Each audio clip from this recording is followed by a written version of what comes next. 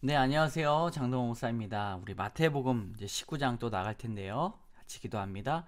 하나님, 참 감사합니다. 예수님의 복음서, 우리 마태복음을 읽습니다. 예수 그리스도께서 사람들과 함께 하셨던 그 공생의 기간이 이토록 귀하고 귀한 가르침이 넘쳐날까요? 하나님, 우리가 이 말씀을 읽게 된 것을 감사하며 한 구절 한 구절 꿀맛과 같이 먹을 수 있도록 인도하여 주시옵소서. 모든 말씀 예수님 이름으로 기도드립니다. 아멘. 자, 19장 우리 장제목 이혼에 관한 가르침입니다. 우리 한번 써볼까요? 이혼에 관한 가르침. 네, 관한 가르침. 이렇게 이제 쓰는 거하고 안 쓰는 거하고 많이 다릅니다. 그래서 여기다가 이제 이혼 이제 아시겠죠? 이혼. 자, 근데 예수 그리스도께서 우리의 삶에 아주 작은 부분들까지도 우리가 만져주셨는데, 가르쳐 주셨는데, 자, 어디 어디 다니셨나? 갈릴리도 다니시고, 요단도 다니시고, 유대 지경도 다니시는 그런 여러 가지 사역들을 아주 바삐 다니셨습니다. 그때에 또 질문을 합니다. 바리새인들이 예수님을 가르침에 대해서 시험해 보려고 이렇게 가르칩니다. 자, 율법에서 그 아내를 버리는 것이 옳습니까? 라고 여쭙죠. 예수님께서 원래 이제 성경에서 하셨던 그 말씀을 우리에게 가르쳐 주십니다. 사람이 그 부모를 떠나서 아내에게 합하여 그 둘이 한 몸이 될지니라 하신 것을 잊지 못하였느냐? 라고 말씀하고 있죠. 여기 보면은 창세기 2장 24절이에요. 자, 그때 하나님이 짝지어 주신 것을 둘로 나눌 수 없다라고 말씀하시면서 여짜오되 그러면 어찌하여 모세는 이혼 증서를 주어서 버리라 명하셨습니까? 라고 하면서 이제 바리새인들이 모세를 들먹들먹 거립니다. 네. 여러분, 이혼 증서 왜 주라고 했어요? 인간의 완악함 때문에 사람을 버리는 일이 있기 때문에 네, 이혼 증서라도 해서 나간 집을 떠난 아내의 생존권을 보장하기 위한 것이죠. 굉장히 인격적이다. 예수께서 이르시되 모세가 너에게 이혼 증서를 가지고 버리라고 하는 것은 마음의 완악함 때문이다. 아내를 버림을 허락하지 않기 때문이다. 말씀하십니다. 네, 그러므로 내가 너희에게 말하노니 누구든지 음행한 이유 외에는 뭐예요? 음행한 이유 외에는 아내를 버리고 다른 데 장가드는 일은 간음이다. 간음함이다 라고 말씀하십니다. 이혼에 관련돼 가지고 이렇게 가르쳐 주시죠. 자, 13절에 보면 누구를 또 이렇게 칭찬을 하십니까? 아이들, 어린 아이들. 어린 아이들을 용납해라. 왜 그랬죠? 천국이 이런 사람의 것. 네, 그들을 안수하시고 떠나셨습니다. 자, 그 다음에 이제 재물이 많은 청년이에요. 어떤 사람이 와요. 재물이 많은 청년이. 결국엔 이제 고민하고 가는데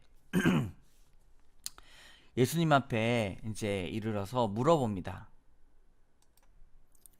자, 이 사람이 예수님을 찾아와 가지고 뭐라고 얘기합니까? 영생. 무슨 선한 일을 하여야 영생을 얻겠습니까? 선한 일. 자, 예수님이 뭐라고 말씀하셨어요? 어찌하여 선한 일을 내게 묻느냐? 선한 이는 오직 한 분이시니 네가 생명에 들어가려면 계명들을 지키라 라고 말씀하시죠. 계명. 이르되 어느 계명입니까? 예수께서 이르시되 살인, 간음, 도둑질 10계명이죠. 10계명.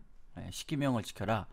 내가 이 모든 것을 내가 지켰습니다. 아직도 무엇이 부족합니까? 예수님께서 아주 귀한 가르침을 하시죠. 예수께서 이르시되 이르시되 네가 온전하고자 할진대 네 소유를 팔아 가난한 자들에게 주라. 이렇게 말씀하시죠. 그러면 하늘에서 보화가 내게 있겠다. 이때 근심하며 가니라. 네, 요게 이제 뭐라고 돼 있죠? 예. 자, 저거 보면 부자 청년. 자, 청년과 대화입니다. 부자 청년과 대화. 똑같죠. 질문을 잘해야 됩니다. 질문도 관심이 있어서 하는 거예요. 그래서 주님 영생에 관련돼 가지고는 제가 참 관심이 많습니다. 주님께서 야, 적용을 너는 해야 된다. 어떤 적용? 소유를 팔아 가난한 자들에게 주라. 적용이 안 되는 거예요. 근심하며 가니라. 그러면서 이제 제자들에게 딱 말씀하시죠. 부자는 천국에 들어가기 어려우니라. 왜 그렇죠? 네. 나눠주기가 어려운 거예요. 네. 자, 우리가 이제 재정관이 있지 않습니까? 여러분 많이 벌고 또 많이 버는 것 뭐 그런 걸 떠나서 우리가 잘 나눠야 됩니다. 네, 돈이 있건 없건 나누는 것은 참 어려운 거예요. 예수께서 그들에게 보시며 이르시되 사람으로는 할 수 없으나 하나님으로는 다 하실 수 있느니라. 구원에 관련된 거죠. 이에 베드로가 대답하여 이르되 보소서 우리가 모든 것을 버리고 주를 따라 싸운데 그런즉 우리가 무엇을 얻으리까? 예수께서 이르시되 내가 진실로 너에게 이르노니 세상이 새롭게 되어 인자가 자기 영광 보좌에 앉을 때 나를 따르는 너희도 12보좌에 앉아 이스라엘 12지파를 심판하리라. 심판은 반드시 있는 것이죠. 자, 또 내 이름을 위하여 형제나 자매나 부모나 자식이나 전토를 벌인 자마다 여러 배를 받고 영생을 상속하리라. 그러면 중요한 거죠. 먼저 된 자 나중 되고 나중 된 자 먼저 될 자가 많으니라. 주님의 말씀을 지키는 것이 중요합니다. 이스라엘 백성들이 먼저 된 자잖아요. 네, 그들에게 하시는 말씀이시죠. 그러므로 유대인들조차도 이제 그리스도를 믿고 하나님을 제대로 믿어야 된다. 이혼 증서도 이 완악한 마음 때문에 한 건데 이혼 증서만 주고 행정적으로 처리만 하고 아내를 버리는 일이 많이 있기 때문에 이제 유대인들이 율법을 지키는 자로서 정말로 하나님의 그 마음을 알지 못한다는 것입니다. 그렇다면 어떻게 적용해 볼 수 있는가? 우리도 하나님의 말씀을 믿고 우리 마음 내면에 있는 이 완악한 마음들을 먼저 제거해야 됩니다. 하나님을 진실로 사랑하고 네, 열매 없는 신앙이 아니라 먼저 된 자 나중 되고 나중 된 자 먼저 될 자가 많으니라. 자, 20장이죠. 20장 여기다가는 먼저 된 자 품고 있는 이야기인데 여기다가 이어져요. 나중에 또 나옵니다. 여기다가 먼저 된 자 나중 된 자 쓰고 여기다가 이제 품꾼 이야기 또 쓰시면 돼요. 품꾼 이야기 이렇게 쓰세요. 자, 천국이 나오죠. 하나님의 나라에 관련돼 가지고 말씀하십니다. 천국은 마치 품꾼을 얻어 포도원에 들여보내려고 이른 아침에 나간 짐주인과 같다. 네, 라고 말씀하죠. 그가 하루 한 데나리온씩 품꾼들과 약속을 합니다. 몇 시가요? 3시, 처음에 3시, 그 다음에 6시, 9시, 11시. 네, 나가보니 서 있는 사람 또 있는지라. 이르되 너희는 어찌하여 종일토록 놀고 서 있느냐? 이르되 우리를 품꾼으로 쓰는 이가 없음이니이다. 그래서 저물며 포도원 주인이 청지기에 이르되 품꾼들을 아울러 나중에 온 자부터 시작하여 먼저 온 자까지 삭을 삭슬 주라. 11시에 온 자들도 얼마씩 받았어요? 한 데나리온씩. 그러니까 3시에 온 사람들과 늦게 11시에 온 사람들과 같은 것이죠. 네. 요게 이제 시간이 있잖아요. 9시에 온 사람과 5시에 온 사람이 여러분 일당으로 똑같이 받는다고 하면은 당연히 공분을 이뤄 가겠죠. 근데 천국은 이러한 사람과 같다. 한 데나리온씩 받았다. 라고 하면서 이제 먼저 된 사람들이 이렇게 이야기하죠. 나중에 온 이들은 1시간밖에 일하지 아니하였거늘 그들을 종일 수고하고 더위를 견딘 우리와 같게 하였나이다. 라고 이제 볼멘 소리를 하죠. 더위를 견딘 우리와 같게 하였나이다. 근데 주인이 뭐라고 말해요? 너희들이 그건 신경 쓸 게 아니라 너희들과 내가 약속한 게 얼마냐? 한 데나리온을 약속하지 않았느냐? 라고 이야기하면서 아주 논리적으로, 예. 그러니까 천국은 누구예요? 천국은 나중 왔다고 해서 그게 처음 온 자가 더 많이 받는다는 것이 아니죠. 네.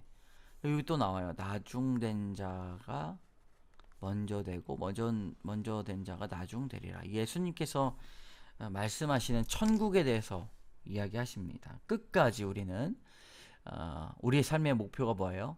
거룩이에요. 거룩. 목표 중심적인 거 아닙니다. 1등이 되는 게 아닙니다. 우리는 하나님과 나의 관계에서 거룩을 지키는 것이 바로 하나님께서 원하시는 것이죠. 자, 그 다음에 이제 17절. 예수께서 순환 예고, 내가 순환을 받아야 된다. 예루살렘에 올라가려고 하실 때 이제 순환을 이야기하시죠. 이방인들에게 넘겨주어, 이방인들에게 넘겨주어 그를 조롱하며 채찍질하며 십자가에 못 박게 할 것이나 언제요? 제3일에는 살아나리라. 네, 녹화가 이제 끊겨가지고 자 다시 세베대의 아들 마가복음에서는 야고보와 요한이 나와요. 네, 세베대의 아들들의 어머니가 예수님을 찾아왔습니다. 왜 찾아왔는가? 원하는 게 있게 찾아왔죠. 하나는 주의 우편에, 하나는 주의 좌편에 앉게 하소서라고 이야기를 합니다. 권세를 물려주소서 이야기하는데 예수님께서는 너희가 원하는 걸 내가 알지 못한다 라고 말씀하시면서 이렇게 제자들을 따로 불러다가 이르시되 이방인의 집권자들이 그들 임의로 주관하고 그 고관들이 그들에게 권세를 부리는 줄을 너희가 알거니와 너희 중에는 그렇지 않아야 한다. 네. 그 사람들이 잘못됐다는 걸 알면서도 너희가 권세를 얻었을 때 그런 일이 일어나면 절대로 안 된다. 그러므로 너희 중에 누구든지 으뜸이 되고자 하는 자는 종이 되어야 하리라. 요거 노란 줄로 이렇게 치시기 바랍니다. 인자가 온 것은 섬김을 받으려 함이 아니라 도리어 섬기려 하고 자기 목숨을 많은 사람들의 대속물로 주려 함이니라. 그러므로 우리의 삶의 목적이 뭐예요? 낮추는 것이죠. 낮추라 써보시기 바랍니다. 낮추라. 네, 대속물에다가 이렇게 치고 예수님께서 오신 목적이 뭐예요? 섬김을 받으려 함이 아니라 섬기려 하고 목숨을 많은 사람들의 대속물로 주려 함이니라. 네, 아까 그 부자 청년도 이게 어려운 거죠. 우리에게 요구하시는 것이 참 어려운 일입니다. 누구나 쉽게 할 수 있는 일은 아니에요. 그런데 우리가 십자가의 은혜를 깊이 알면 우리가 그렇게 살아갈 수밖에 없고 그렇게 성화를 이루어갈 수밖에 없는 것입니다. 그럼에도 우리는 날마다 죄인이고 그럼에도 불구하고 그러니까 결론이 지지 않는 것이 은혜예요. 우리가 이렇게 해서 1등하면 주님께서 너는 심판 없다 이렇게 말씀하신 게 아니죠. 네. 자, 그 다음에 똑같은 이야기입니다. 맹인 여리고에서 맹인 두 사람이 길가에 앉아 있는데 예수님이 지나가시는 걸 듣고 소리 지릅니다. 여러분 이게 우리의 기도가 돼야 돼요. 주여 우리를 불쌍히 여기소서. 다윗의 자손이여. 그러니까 무리가 잠잠해라 시끄럽다. 네, 참 이 시대에도 그렇게 되는 것이죠. 이 시대에도 예수님의 이름을 부르는데 잠잠하십시오. 네, 새벽 기도회 때 기도하는데 쪽지 써놓고 가는 거야. 조용히 기도하십시오. 이렇게. 여러분, 우리 그 사람이 기도하는 그 고통을 어떻게 알겠습니까? 십자가에 엎드려서 기도할 때 소리 질러 기도하면 참으로 안타까운 일이 있구나. 참으로 주님만 바라보며 살아가고 있구나라고 중보하시기 바랍니다. 네. 자, 주님께서 무엇을 하여 주기를 원하느냐 말씀은 정확하게 주여 눈뜨기를 원합니다 라고 이야기해야 되는 것이죠. 우리도 그렇게 살아가야 할 것입니다. 우리 20장까지 해봤습니다. 기도합시다. 참 좋으신 하나님, 주여 우리가 보기를 원합니다. 주님의 그런 질문에 눈뜨기를 원합니다. 이 시대에 세상에 까막눈이 되지 아니하고 영적인 밝히 보는 눈이 있게 하여 주시고, 하나님 먼저 된 자가 나중됨을 우리가 배웠습니다. 하나님 우리의 신앙을 끝까지 거룩하게 성령의 인도하심 따라 지킬 수 있도록 인도하여 주시고, 끝까지 주님 섬기고 이웃 섬기며 사랑으로 살아갈 수 있도록 인도하여 주시옵소서. 예수님 이름으로 기도드립니다. 아멘. 다음 주에 뵙겠습니다. 감사합니다.